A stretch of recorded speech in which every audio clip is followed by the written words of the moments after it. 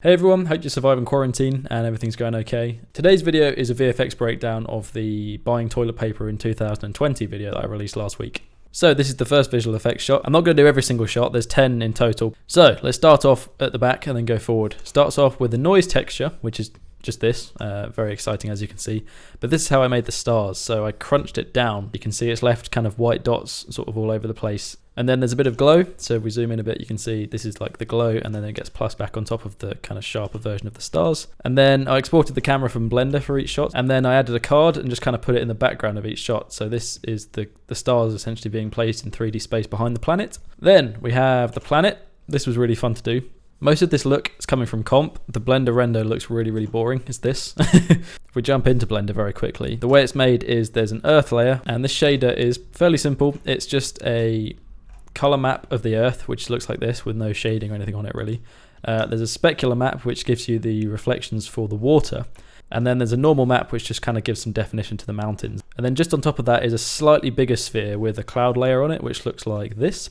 All of these are 8K textures, so the resolution is pretty nice. You can get pretty close without it looking too pixelated. And then in Nuke, I did all the cool, like, glowy bits. I made it a bit more blue. And then I did some magic where I took the alpha. I then did an edge detect on it, which kind of gives you, like, the outline of the alpha. And then I just kind of blurred it at 4 different intervals, which gave us the levels of the atmosphere. And then each of these got graded to be blue. And then I just plussed each one over with different mix amounts. And you can see with them on and off, it makes a huge difference. And the atmosphere is what makes this look really cool, because on its own, the render just kind of looks like someone's slapped an earth texture on a sphere and rendered it. It's probably a little bit over exaggerated, but it's a YouTube video, so hey.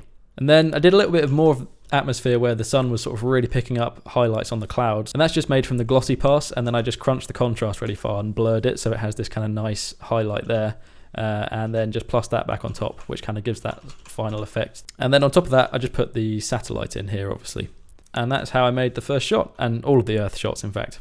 Shot 2 is very much the same thing. You can see the setup's pretty much exactly the same. The only difference is this is more of like a macro shot close up to the satellite. Because I didn't really know what this graphic was going to be when I was rendering it in Blender, I decided to leave it blank, so the actual render looks like this. And then all I did was just make some text that said order processing, and I used the UV pass. And basically you can use all of these different colors to tell Nuke to stick something to that surface, and it will actually track on without me having to do any manual tracking myself.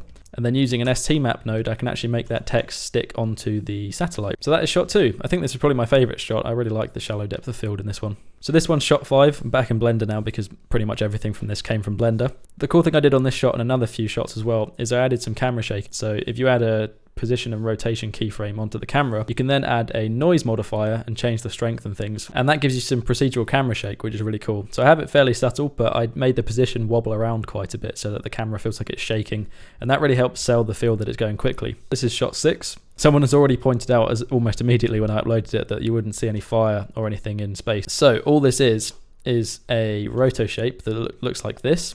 And then I have like a gradient effect, which is making it kind of more orange at the back and white at the front, which kind of suggests that it's hotter. And then I'm just using some noise to distort it slightly so that it looks like it has that kind of fiery trail. And then this just has a couple of layers of glow on it as well, which are flickering, which again kind of gives it that intensity. So that was that shot, pretty simple stuff. So this is shot 7, which is the one with the clouds. This shot is 40 frames long, and each frame took about 35 minutes to render. So this took pretty much the whole day to render. This one's pretty simple. The sky is just made in Nuke. That's just a constant color, and then I just added a slight gradient so it has that kind of fall off of the atmosphere effect. And just like the stars, I put that on a card in 3D space. Then the clouds are a volumetric effect. So basically these 3 cubes have a volumetric shader on them, which looks like this, and it just kind of creates like a procedural noise type of cloud. It's a difficult one because it took so long to render that I didn't have much time to sort of make it and then do a render and then sort of make some tweaks. So I pretty much added a sun lamp, hit render, and came back 20 hours later and hoped it was okay, and luckily it was good enough. Shot 8 is a very funny one. Don't know if anyone noticed whether this looked a bit dodgy or not. If you've watched a few of my videos, you'll probably know I do own a drone, but I didn't really want to fly it because where I live is a no-fly zone. So instead, I decided to take a screenshot from Google Maps in 3D view. And to be fair, Google Maps is pretty good these days. Like, this looks really decent. And then I just put that on a card in 3D space, defocused it a bit so you can't quite see that it's a bit of a low-res image. And it worked pretty well. I mean, it's not fantastic because there's no parallax or anything because none of the buildings are taller than the floor. And then I used a noise texture and just took 3 frame holds of it at different points because it's animating. and then put those on cards in 3D space as well. And then the camera just flies through them, and that kind of gives the impression that it's coming out of the clouds, which I think is really cool. So that is the visual effects breakdown on how I sent myself some toilet paper from space. Technically speaking, there's nothing really groundbreaking in this, it's just lots of the same thing, but it was a good fun bit of blendering, which is what it's all about. Thank you very much for watching, guys. Subscribe if you enjoyed, and I'll see you next time.